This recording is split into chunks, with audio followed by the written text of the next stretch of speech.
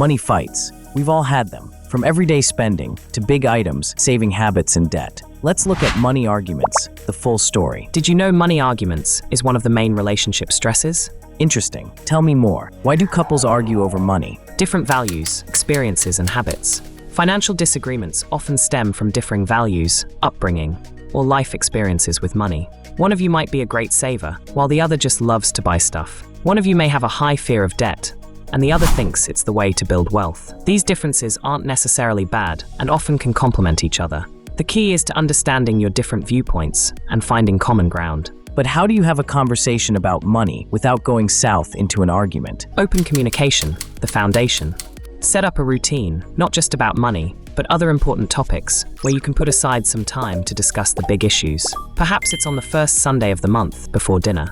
The first conversation needs to be about each of your own money stories and perspectives. Talk about how your parents handled finances growing up and what your biggest fears are. Then get into the thing I'm worried about right now is, or I'd really like to buy, and talk about it in a non-threatening way. Express your fears, hopes, joys, concerns, and listen, and respond with empathy, understanding each other. Use I statements to express your feelings without blame. For example, I feel anxious when we don't stick to our budget instead of you always overspend. Okay, that sounds doable. Can we get into specifics? I imagine you need to handle groceries differently to buying a car. Surprisingly, daily expenses like meals out or shopping can be a major source of conflict. Why is that? Well, the costs add up so silently. If paying by cash, it's easy to see you're running out of money. But these days, with everyone using their credit cards, the monthly bill can come as a shock, or worse, as a debt that can't be managed. Then the blame game begins. One useful approach is the yours, mine, ours system. Here's how it works.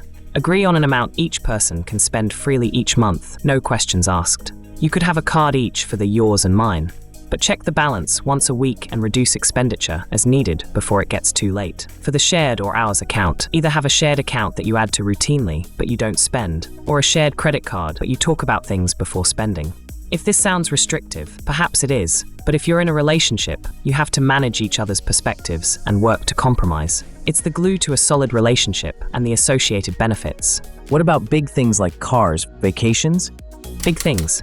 For major purchases like cars, vacations, or buying a home, it's crucial to have a decision-making process in place. Here's a simple approach. Research together. Both partners should be involved in gathering information about the purchase. It helps the other person understand what you want a certain thing and can make the decision more amicable.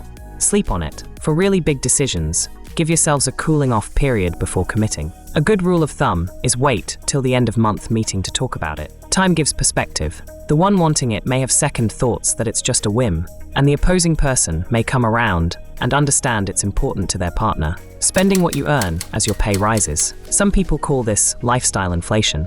We've all been there. Your pay goes up, a promotion, a bonus, or a small lottery win, and before you can blink it's all gone, or you just spend more each week. Take a breath and consider if you can take some of your extra and add it to your joint saving account. That way, you've got something to show for your windfall.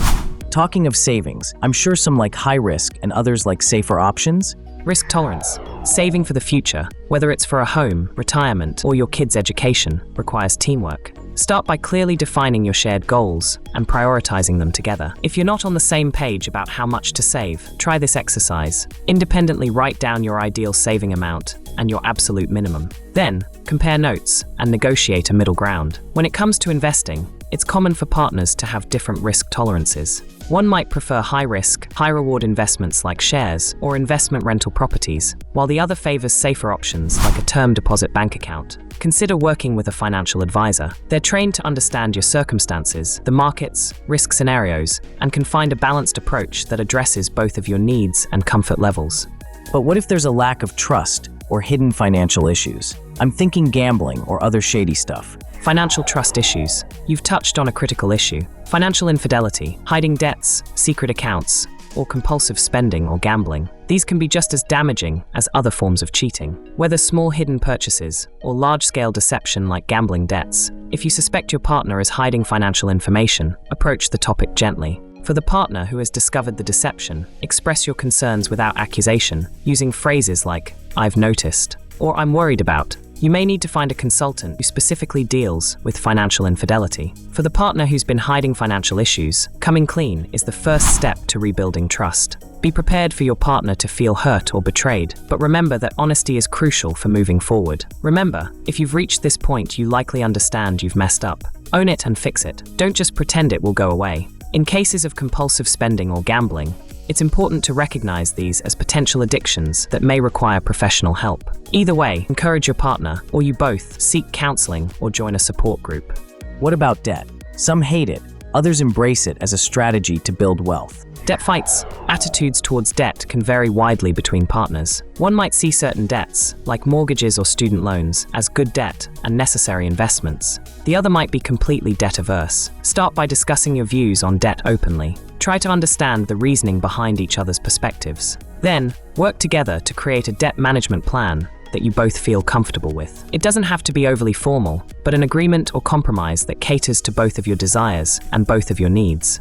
If one partner brings significant debt into the relationship, be open about it early on. Decide together how you'll approach paying it off and whether you'll consider it a shared responsibility or an individual one. Responsibilities beyond your immediate family. Financial responsibilities often extend beyond just the couple, especially in blended families or when aging parents need support. For blended families, be clear about expectations regarding child support, alimony, or financial support for children from previous relationships. Create a budget that accounts for these responsibilities while ensuring both partners feel their needs are being met. When it comes to aging parents, discuss your expectations and capabilities for providing support. This might include financial assistance, housing, or caregiving responsibilities. Be realistic about what you can offer without jeopardizing your own financial health. Lending money to family or friends is another potential minefield. Establish clear guidelines as a couple about when, if ever, you're willing to lend money to others. If you do lend, treat it as seriously as any other financial decision, with clear terms and repayment expectations,